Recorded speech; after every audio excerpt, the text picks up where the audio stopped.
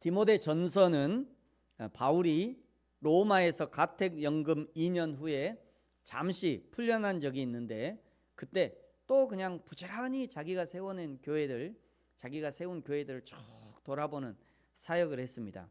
그 중에 마게도냐 지역 빌립보에 도착했을 때 지금 에베소를 담당하고 있는 아들 디모데에게 편지를 쓴 것이 디모데 전서예요.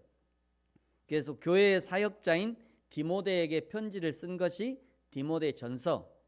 그 이후에 다시 로마의 마메틴 감옥에 갇혔을 때 그 마메틴 감옥에서 에베소라고 하는 그 교회에 쓴 것이 에베소서. 그러니까 교회 사역자에게 쓴 것이 디모데 전서. 디모데가 거기 사역하고 있으니까요. 그 에베소 교회를 향해서 쓴 것이 에베소서. 이렇게 구분하시면 되겠습니다. 1장에서는요, 참 아들 된 디모데에게 18절에 보니까 너를 지도한 예언을 따라 말씀으로 진리로 선한 싸움을 싸우라 말씀하셨어요. 그리고 19절에 보니까 믿음과 착한 양심을 가지라 라고 권면했습니다. 왜냐하면 예수 그리스도 안에서 착한 양심을 가져야 양심이 썩어서 파손하는 배처럼 되어버리는 것을 방지할 수 있기 때문이었습니다. 여러분, 하나님 앞에서 1장 5절의 말씀처럼 청결한 마음, 선한 양심, 그리고 거짓 없는 믿음을 가지시기 바랍니다. 이것이 하나님의 사람에게 마땅한 자세이고요, 하나님을 닮아가는 성도의 마땅한 자세입니다. 청결한 마음, 선한 양심, 거짓 없는 믿음을 소유하는 것이 예수님만 믿으면 그냥 되어지는 것이 아닙니다. 지난주에 말씀드렸듯이 지난주에 그 영상을 봤잖아요. 그 영상 본 것처럼 이것들도 부지런히 연습을 해야 돼요. 타고나면서 청결한 마음, 선한 양심, 거짓 없는 믿음, 이거 타고난 게 아닙니다. 이것도 이런 마음과 양심을 가지려고 부단히 노력을 해야 돼요. 연습을 해야 되고요. 여러분, 작은 거짓말, 사소한 거짓말 하지 마시기 바랍니다. 우리 부모님들이 자녀들에게 자주 시키는 거짓말 있죠. 야, 엄마 아빠 없다 그래. 엄마 아빠 없다. 그래 하지 마세요. 엄마 아빠 없다. 야, 엄마 없다 그래. 아빠 없다 그래. 그렇게 하지 마세요. 또 새벽에 차가 있으나 없으나 여러분, 신호등 잘 지키세요. 작은 저 쓰레기 있잖아요. 작은 쓰레기 무심히 버리지 마시고, 새벽에 차가 있으나 없으나 새벽 신호등 잘 지키시고. 우리 한국교회 권사님들이 새벽에 많이 돌아가셔요. 그 무단횡단하다가, 진짜예요. 이거는 새벽에 무단횡단하다가 권사님이 교회 갔다가 오다가 교회 가는 길에 사고 나는 경우들이 많아요. 새벽에 아무도 없어도 신호를 지키셔야 돼요. 또 시골에 아무도 없는 저 농로에 있는, 그런데 신호등이 반짝반짝해요. 신호등 지켜야죠. 그 신호등 지키라고 있는 거예요. 지키라고. 내가 신호를 지키면요, 내 뒷차도 무조건 지키게 되어 있습니다. 이런 것을 선한 영향력이라고 하는 거죠. 작고 사소한 것 하나하나가 쌓여서 청결한 마음, 선한 양심, 거짓 없는 믿음이 만들어져 가는 겁니다. 반대로 사소하게 여겨서 넘긴 작은 타협들이 쌓이면요, 타협이 쌓여 자꾸 타협하고 이 타협이 있어. 나는 어쩔 수 없지. 나는 어쩔 수 없어. 나 힘들어. 나 외로워. 나 가난해. 나 어쩔 수 없어. 그 자꾸 타협하고 이게 쌓이면요, 마음이 흐려지고 양심은 무뎌지고 결국 믿음은 흔들리게 되어 있어요. 여러분, 제가 신기한 뉴스를 하나 보여드리겠습니다. 제목이 뭐냐면 엄복동의 나라라는 뉴스예요.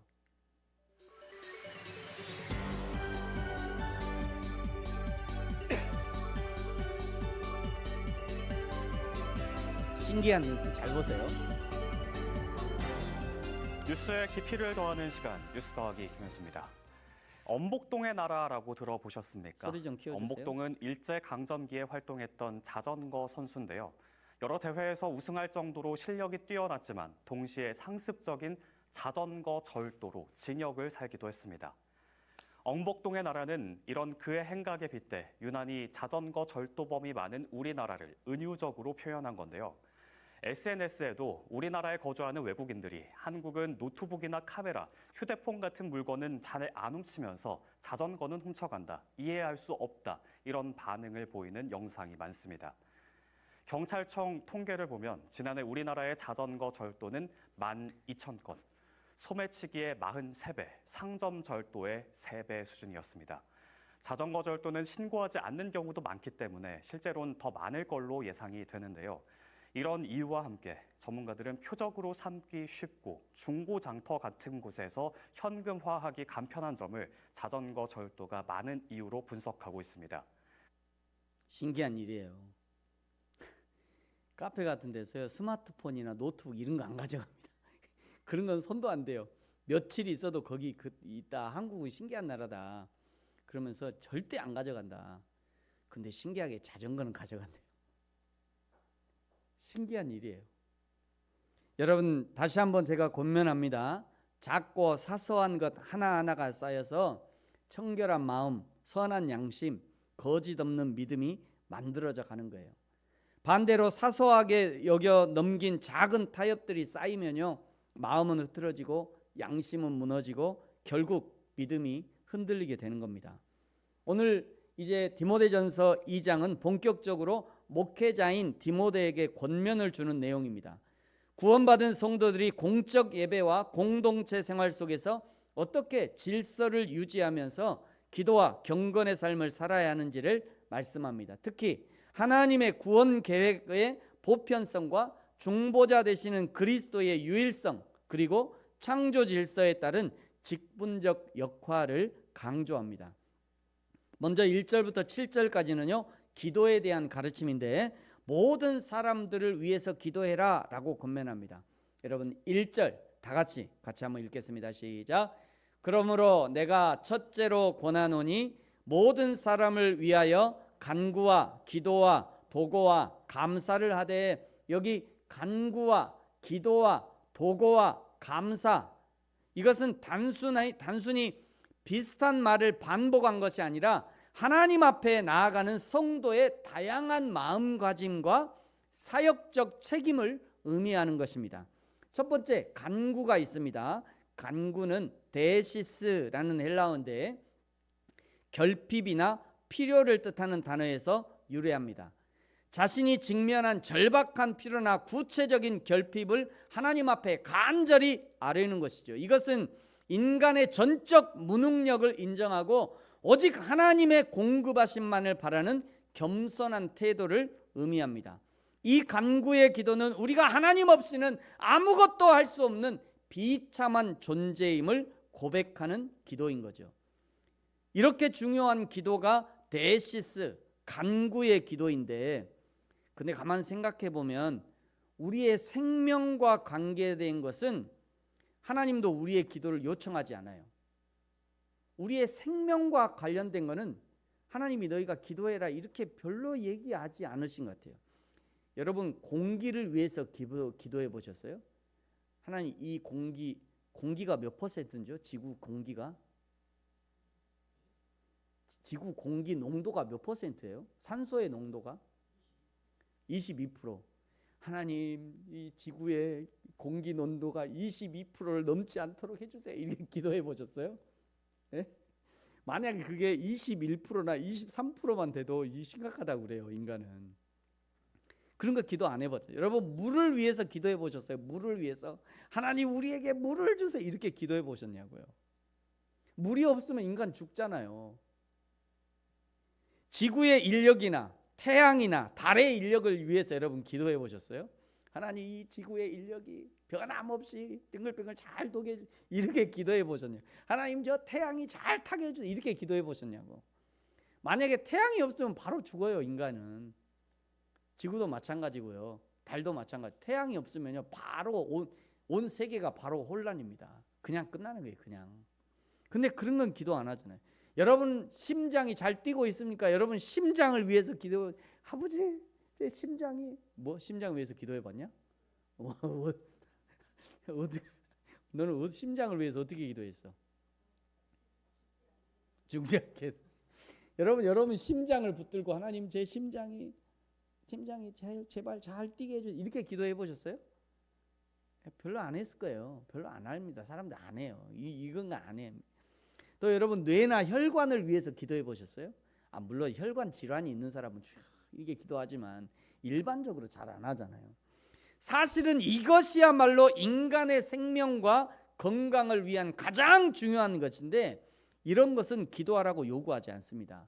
왜냐하면 태양빛이나 공기나 지구의 인력이나 생체 리듬 등은 우리가 구하기 전에 하나님께서 인류의 보존을 위해 미리 설정해 두신 창조의 보존 사역이기 때문이에요. 이건 하나님의 사역이에요. 하나님의 사역. 이 하나님의 보존 사역은 우리의 기도와 상관없이 하나님은 지금도 졸지도 않으시고 주무시지도 않으시고 성실하게 하나님의 사역을 진행하고 계셔요. 우리 하나님이 하시는 그 성실한 사역을 신뢰함으로 매일매일을 사는 것이죠. 마태복음 6장 33절 34절의 말씀이 바로 그런 의미예요. 그런즉 너희는 먼저 그의 나라와 그의 의를 구하라. 그리하면 이 모든 것을 너에게 더하시리라. 자, 34절 같이 읽어볼까요? 시작. 그러므로 내일 일을 위하여 염려하지 말래요. 내일 일은 내일이 염려할 것이래요. 한날의 괴로움은 그날의 족하대요. 내일을 염려하지 말래요. 왜요? 우리 하나님이 성실하게 내일을 준비하고 계시기 때문에 굳이 그것을 위해서 너희는 기도하지 말아라. 물리적인 생존 조건은 하나님의 주권적 성실함에 맡기고 성도는 무엇을 위해 기도하래요? 하나님의 나라와 하나님의 의를 위해서 기도하래요. 더 높은 차원의 기도로 나아가야 한다는 거죠. 우리가 간절히 구하는 간구인 데시스야말로 우리가 간절히 구해야 될 제목은 이 땅에 무너진 공의가 회복되는 것, 지도자들이 하나님을 두려워하게 하는 것, 그래서 우리 자녀들이 마음껏 하나님을 예배할 수 있는 세상이 되게 하는 것, 그것을 위해 기도하라는 거예요. 하나님의 나라를 위해 기도하고 하나님의 의를 위해서 간구해라. 이런 의미가 포함되어 있는 겁니다. 두 번째는요, 기도인데 기도는 프로슈케라고 합니다. 프로슈케. 프로스라는 게 뭐냐면 무엇을 향하여 무엇을 마주하다 뭐뭐와 함께 이런 의미예요. 이 전치사죠. 프로스가 전치사고요. 뒤에 오는 유코마이는 소원하다, 바라다, 소원하다 이런 뜻이 있어요. 이 두 단어가 합쳐진 거죠.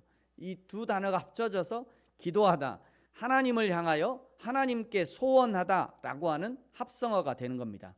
이 단어는 예배적 성격이 있는 단어이고요. 단순한 요구를 넘어서 하나님의 임재 안으로 들어가는 경건한 행위이고 하나님의 통치와 주권을 인정하는 태도예요. 기도는 단순히 무엇인가를 얻어내는 수단이 아니라 하나님과의 인격적인 교제이자 그분을 높이는 예배라는 것을 보여주는 겁니다. 기도는 하나님과의 1대1의 교제의 시간이에요. 하나님의 마음과 나의 마음이 만나는 시간인 거죠.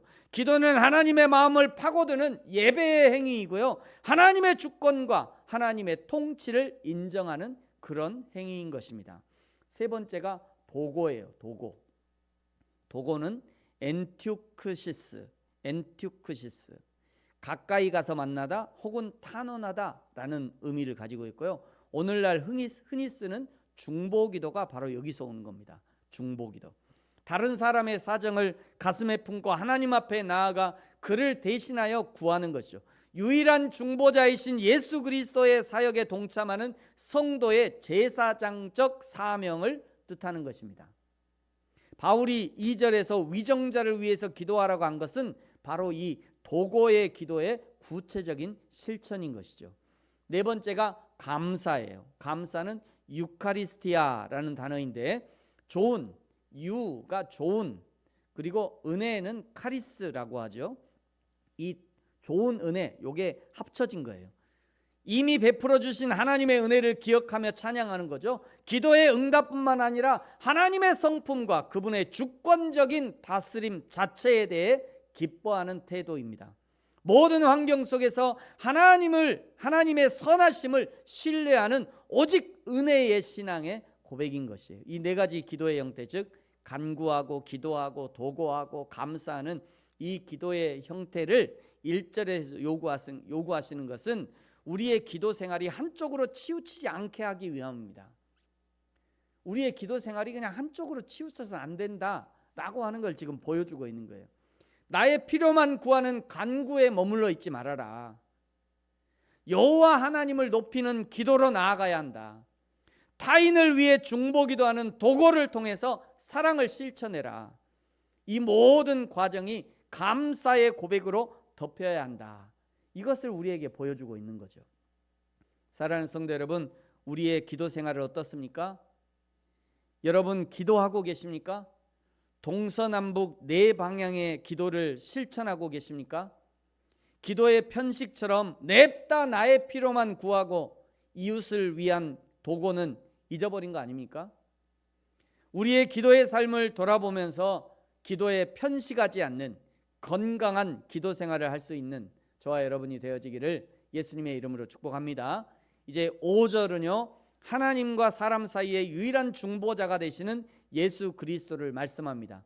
하나님은 한 분이시요 또 하나님과 사람 사이의 중보자도 한 분이시니 곧 사람이신 그리스도 예수다. 우리 인간의 중보자가 되기 위해서는 참 인간으로서 의로우셔야 하고요, 그리고 참 하나님이셔야 하는데 예수님이 이 모든 중보자의 조건을 충족시킨 거죠. 뒤에 이제 8절은 남자들의 기도를 요청합니다. 8절은 남자들에게 이제 기도를 요청하는 거예요. 자, 우리 8절은 남자들만, 여성분들은 읽지 마시고요, 남자들만 한번 읽어보겠습니다. 우리 남자들 준비하시고요. 남자들만 큰 소리로 시작. 야, 똑바로 맞춰서 읽어야지, 주원아. 자, 다 같이 우리 남자들만 읽으세요. 시작. 그러므로 각 처에서 남자들이 분노와 다툼이 없이 거룩한 손을 들어 기도하기를 원하노라. 아멘. 여기 거룩한 손을 들어라고 하는 것은 분노와 다툼이 없는 정결한 마음의 상태를 의미합니다. 왜 바울은 남자들에게 기도할 것을 요구하냐면요, 첫 번째는 남성은요 가정과 교회의 언약적 머리로서 하나님 앞에 서야 할 책임이 있기 때문이에요. 바울은 남성들이 공적 예배의 자리에서 방관자가 되지 말고 공동체를 대표해서 하나님께 나아가는 영적 제사장의 역할을 회복할 것을 명령한 겁니다.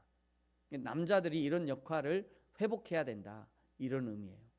남자들이 가정의 제사장의 역할을 회복해야 된다, 이런 의미로 말씀하신 거예요. 남자들이 교회에 와서, 한국 교회는 여성들이 굉장히 막 역할을 많이 하잖아요, 교회에서. 근데 이것도 좀 생각해 봐야 돼요. 그래서 남자들이 교회에서 남자들이 늘 방관자처럼 그냥 다 맡기고 그냥 나는 그냥 조용히 와서 예배 그냥 저 의자만 따뜻하게 데피고 가는 그런 역할 하지 말고 남자들이 좀 더 주도적인 역할을 해야 된다, 교회와 가정에서. 이런 의미를 가지고 말씀하고 있는 거예요. 남자에게 기도를 요청하는 이유 두 번째는요, 분노와 다툼이라고 하는 남성의 죄성을 제어할 것을 요구하는 것입니다. 당시 에베소 교회 내 남성들은요, 신학적 논쟁이나 정치적 견해 차이로 인해서 혈기를 부르거나 다투는 경향이 있었다고 그래요. 딱 맞아요. 싸우는 교회 가보세요. 싸우는 교회 여러분 많이 있잖아요. 근처에 싸우는 교회 한번 가보세요. 누가 싸우나 한번 봐보세요. 다들 남자들이 싸워. 여자들은 안 싸워. 가면 장로님들이 싸우고 안수 집사님들이 싸우지 여자들은 별로 안 싸워요. 지금 그 얘기하는 거예요. 남성들의 그 죄성을 제어해라라고 요구하는 거죠. 구약의 제사장들이 손을 씻고요 성소에 들어갔듯이 남성들이 세상의 방식, 폭력과 분노와 논쟁이 아닌 하나님의 방식, 기도하고 용서하고 순종하는 것으로 문제를 해결해야 된다는 것을 역설하고 있는 거죠. 세 번째, 남자에게 기도를 요구하는 이유 세 번째는요, 가정과 교회의 영적 질서를 확립하기 위해서입니다. 남자가 기도하기를 쉬는 곳에는 영적 부질서가 찾아옵니다. 사단은요, 흔히 공동체의 리더격인 남성들을 분노와 교만으로 무너뜨리려고 해요. 바울은 남성들이 기도로 깨어 있을 때 비로소 교회가 외부의 핍박과 내부의 거짓 가르침으로부터 안전하게 보호받을 수 있음을 알았던 것이죠. 그런 의미에서 오늘 식사가 끝나고 교제하는 시간에 남성들만의 시간을 좀 가지려고 그래요. 남자들은 다 모이세요. 남자들은 목사님 중심으로 다, 목사님 있는 데 다 남자들 다 모이세요. 남성들의 시간을 좀 가지려고 그래요. 남자에게 기도를 요구한 후 바울은 9절 이하에서는 여자들에게도 요구하는 것이 있습니다. 자, 9절부터 15절까지가 여자들에게 요구하는 거예요. 자, 9절부터 15절까지 같이 한번 여자들만 읽으세요. 여자들만 시작.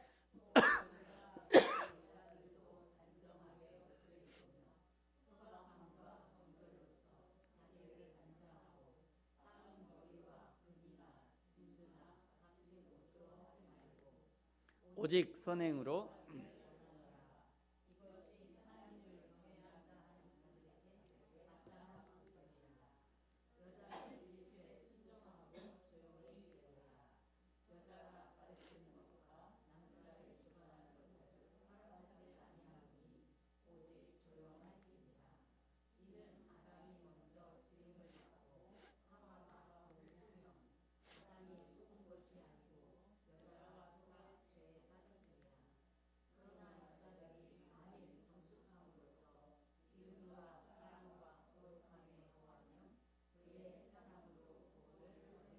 아멘. 이 여자들에게 주시는 말씀을 읽고 제가 첫 번째 드는 생각은 왜 여자들에게는 이렇게 많은 주의를 주시는가?